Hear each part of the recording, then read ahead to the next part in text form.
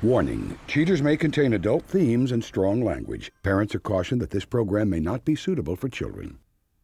Coming up on this episode of Cheaters. And I know that's not what anyone would expect. Would you like to confront face to face? For sure. And ask yourself. For sure. What's going down, pimp? What are you doing here? You ain't got nothing to do with this. I'm talking to her, bro.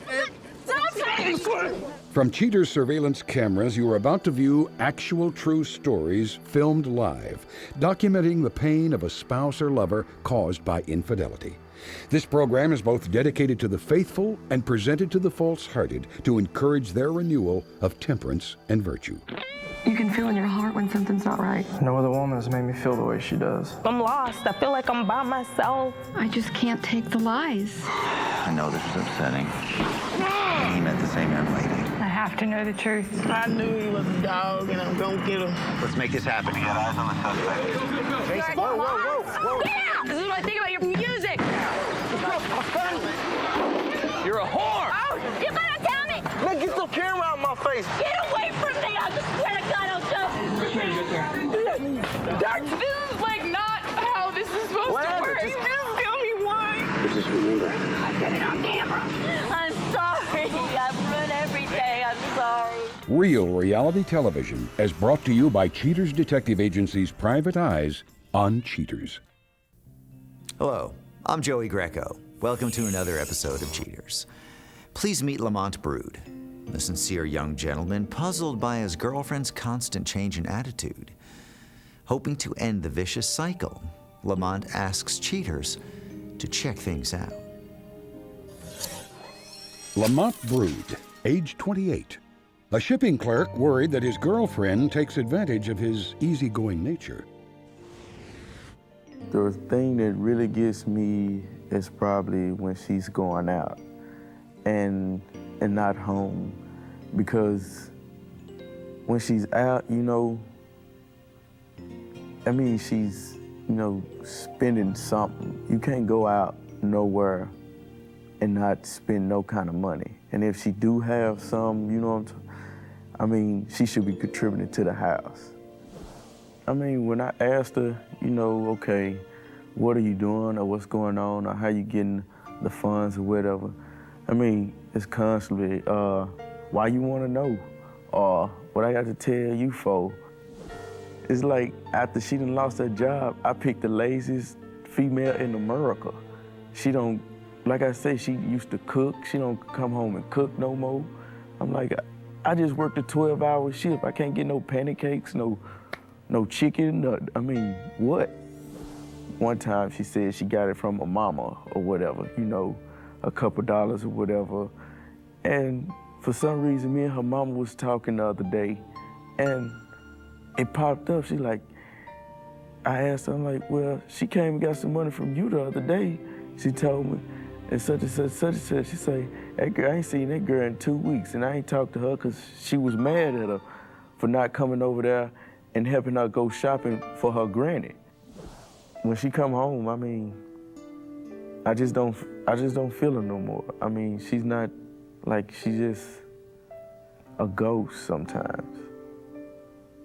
It's like an empty house. There's a body there, but it's no feeling. It's no feeling anymore. And I personally can't take it if that's it. If she just not feeling me anymore too, she can at least tell me and we could try something else. If you suspect infidelity in your relationship, Cheaters licensed investigators may be able to provide you assistance. Exercise your right to be informed.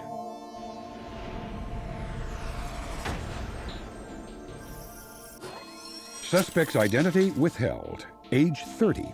An unemployed woman directing her attention towards more affluent men. Investigation Day 3.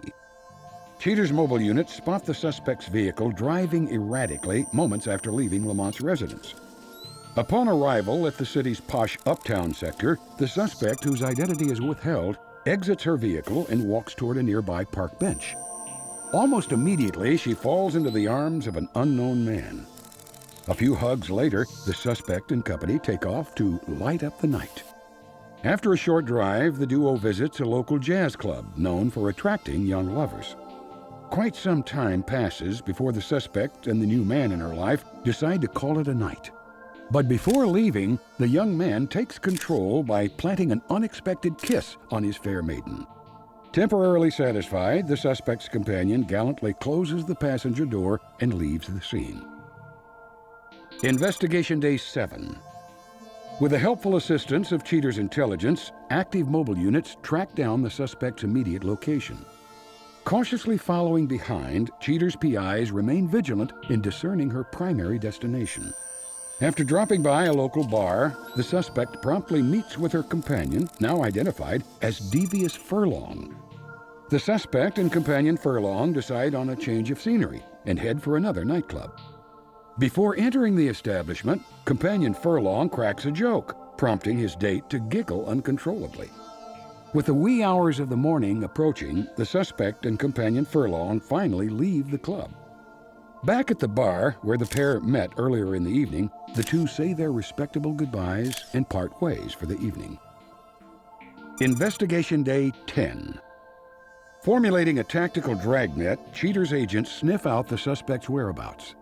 Tracked to a popular nightlife district, the suspect casually pulls over to a street corner to pick up companion Furlong. With the night not getting any younger, the pair zip off to the nearest parking place. After paying the parking attendant, companion Furlong escorts his date inside a fancy cocktail lounge. After a short time, the bar hoppers scoot off a block away to a more happening joint. Surrendering to lascivious behavior, the suspect reveals her true colors in this recorded phone call with her boyfriend, Lamont. Hello? What it do? What's up? What you doing? I'm getting ready to call some friends. You might need to hurry up. It's only one of my moves tonight. Maybe I can hit you when I get back. No, I need you to be the ASAP. Well, I'll try to. Try. Anyway, I gotta go. Hold on, what you rushing out for? Because, baby, they're waiting for me. Hey, tell me you talking to your man, your sweet thing, your chocolate sensation. I'll talk to you later when I get home. All right, there. That's what it is. Bye. With substantial proof of infidelity, Cheater's intelligence ends all inquiries. Coming up, the confrontation.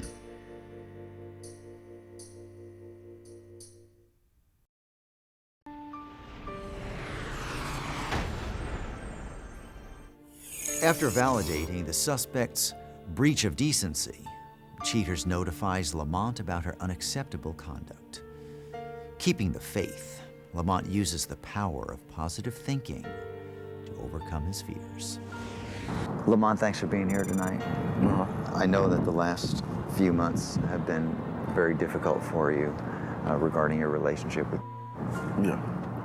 Are you ready to take a look at what our detectives have been able to compile for you? Yeah, sure. On this evening, our detective followed as she left your home. She was followed to a club. She gets up. There's a gentleman sitting right at the pavilion. As she approaches, the gentleman gets up, and obviously this is the person that she intended on meeting that evening. Oh, for real? They embrace one another, sit down to have a short conversation before getting in her car and driving off. Our detective followed them until they arrived at a club, spent some time there, and as they went back to his car, and I know that's not something that you really want to look at, on this day, left her home. She was followed to the same location generally. She stops at a corner that this same gentleman was waiting for her. As they've done in the past, they go to another bar. We observe the two of them entering, go to another bar, and as they left the bar that evening, you can see that They're kissing now. they spend quite some time. And I know that's not what anyone would expect from someone No, it they're ain't in a even committed what I relationship expected. with. Where did say that she was going to be this evening? I think she said she was going over her auntie's house because she was sick, you know what I'm saying? So I was like, all right, I'll just holler at you later, you know what I'm saying? I had to work anyway, so. Our detective has confirmed that is again in the company of this young gentleman. That's so real. Would you like to confront face to face? For sure. And ask her yourself? For sure. Now, let me check with the detective and see where they are right now. Yeah, what do you got? Okay, they're at the bar now? We just wrapped up. We're gonna head over there right now. Okay, bye. Okay, come this way.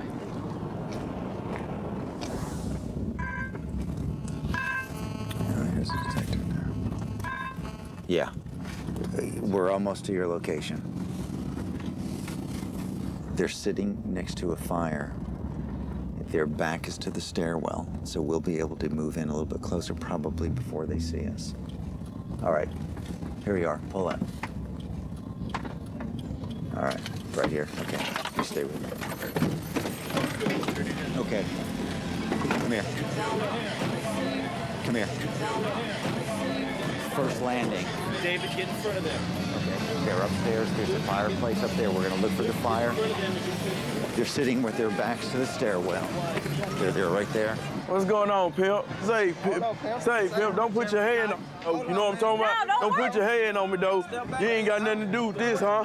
You ain't got nothing to do with this. I'm talking to her, bro. I'm talking, bro. Hey, what you doing, huh? Say, like I said, bro. Say, you need to come on. You know what I'm talking about? Calm down. You know what I'm talking about? You need to talk to you. I need to talk to you, Pimp. You know what I'm saying? Say, you ain't got nothing to say, Pimp. You ain't got nothing to say. Say, excuse me, bro. Say, you need to watch out what you're doing, though, ho ass. Say, like I say, you need to watch out. Say, like I say, I need to talk to her. You need to get on off of me, bro. Say, I need to holler at you, though. Talk to you, man. I mean, what you mean? Say, bro. Say, like I said, you need to keep your hands off me, though. Like I said, I need to talk to you, though, huh? Let me holler at you. You ain't have to be about. What you know for? What you know me for? What's all this, huh? Don't worry about it. Man, she don't want to What's all this, huh? Your ass ain't never fair. I just saw my job. You are never. That's what I'm saying. I'm not supporting you staying in my house. You my house, bro. Look, hey, you at least explain to Lamont why you couldn't tell him the I don't got Yes, you do. You need to explain something to me. You need to explain something to me. You know what I'm talking?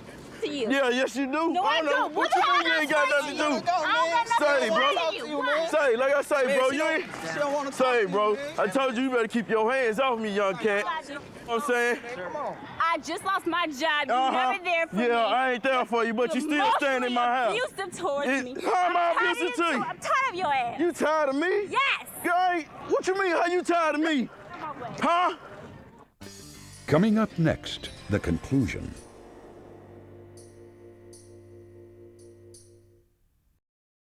How am I abusive to you? I'm tired of your ass. You tired of me? Yes. Guy, what you mean, how you tired of me? Huh? How you tired of me? Huh? I don't have to put it no more. What you mean? What? What you taking, huh? Oh. Hey. Hey, man, I ain't through talking to you. Man, I'm done talking to you. No, like I said, I ain't through. Done talking to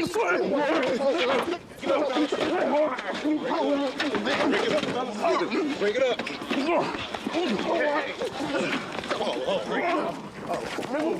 Come on, get some. You're a hoe, man. Come get some. You're a hoe. You too late, baby. You're a hoe, man. You too late. You gonna get this beat down, you know what I'm talking about? Break it up. Break it up.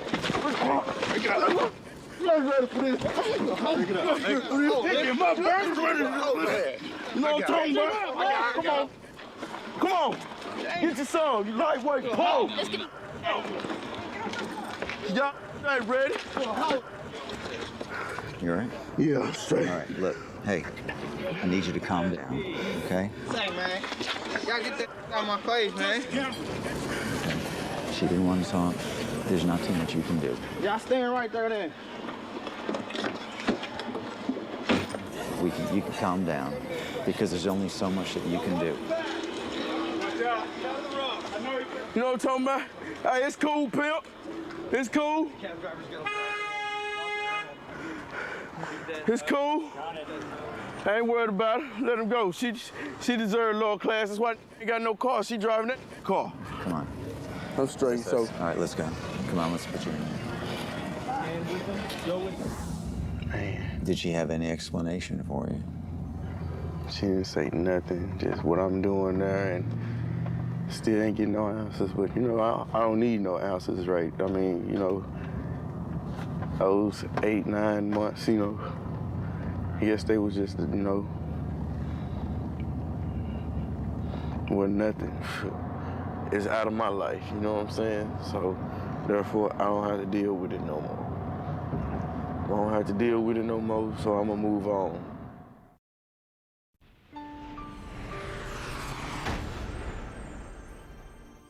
In the aftermath of the confrontation, Lamont focuses on his future rather than dwelling on the past. Coming up briefly, Cheaters gives the play-by-play on his projections for the future. But now, Cheaters welcomes back Jeffrey Palmer. Jeff returns to discuss his part in the confrontation and the betrayal of his loving wife. Jeff Palmer, age 38. Jeff stops by to offer his recollection of the evening he was caught with his ex-common-law wife. Karina and I were in the back of the car, making out. You know, who knows where that would have led to. And then when the trucks pulled up, at first I didn't think much of it. I thought it might be a delivery van or something. I mean, there's a couple of restaurants, businesses around there. And then the doors flew open, and I see Tony, I see cameras, and I freaked. I took off. I didn't want to be right there, right then. What the hell are you doing?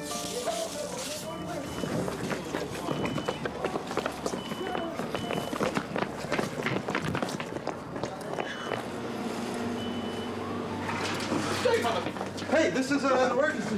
What are you doing? Jeff! What? What are you doing? Jumping my mom's Stop, Rob! I swear to Christ. After everything that's happened, Tony and I are probably going to get a divorce. It's tough. We're going to let some time go by so that it's not so emotional. I would have hated to have gone to court, you know, so soon afterwards. I want to know why. When these people go away, I'll tell you. I'm not doing this on TV. Were you unhappy in your relationship with Tony? I don't know. This is not where I want to talk about this, man. Well, I don't want to where talk did you about this plan? now. How long would you have let it go on before Who you knows? decided to talk? Well, before you found the before time the TV where you felt cameras, man. comfortable. Hey, you. I haven't been the coolest guy about this, so I just basically left with the clothes on my back and some toys. And I moved in with Karina, and we're gonna fix up her place. And you know, so far it's going pretty well. It's weird. We talk about that night getting busted a lot. We talk about how weird it was and how surreal it was. He won't answer anything. He just.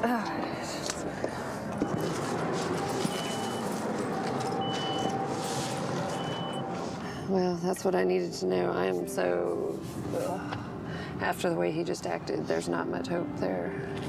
Marriage is for people who want to get married. Marriage isn't for the people who sort of get married because the other one wants to. And that's the sad lesson I learned.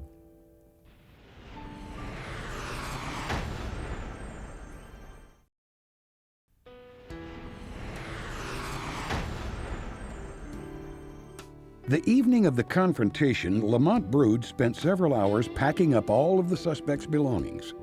After placing the items next to the curb, Lamont says he feels a new chapter in his life is about to commence. According to the suspect, Lamont dug his own grave by refusing to cater to her many needs. Tired of receiving flowers instead of diamonds, the suspect states that Lamont is a cheapskate who once used a 2-for-1 coupon during an important anniversary dinner. Moreover, she says Lamont doesn't possess the intelligence nor the motivation to make the kind of money it would take to keep her interested in the relationship. In so many words, Devious Furlong implies that Lamont can't compete socially or financially to hang on to a catch like the suspect, and is glad he is finally out of the way.